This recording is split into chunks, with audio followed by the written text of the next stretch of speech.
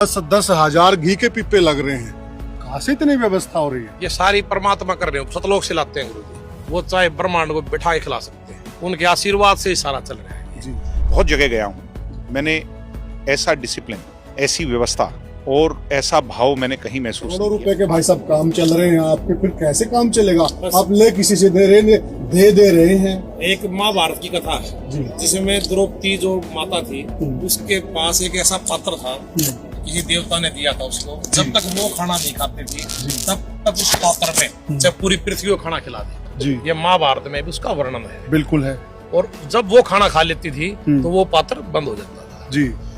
इसका भी वर्णन है। दुर्वासा जी एक बार आए थे 88,000 ऋषियों को लेके, रात को पहुंचे और तो श्राप देने के लिए कौरवों ने भेजा था। तो उस कथा में वो रात को पहुंच गए और माता ने उस टाइम पे खाना खा लिया था, सबने खाना खा लिया था, बंद हो चुका था। जी जी।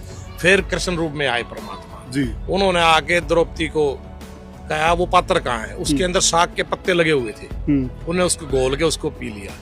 पीने के परमात्मा ने उनकी वो वहां पर इज्जत बचाई, नहीं तो दुर्वासा जी उनको श्राप दे के जाते।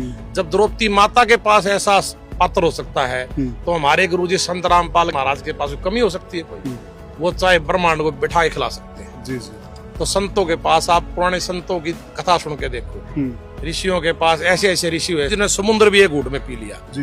ये अपने ग्रंथों में प्रमाण है उसका। लोग हैरानी में पड़ गए हैं, आपके आश्रमों में भंडारे में 10 हजार घी के पीपे लग रहे हैं।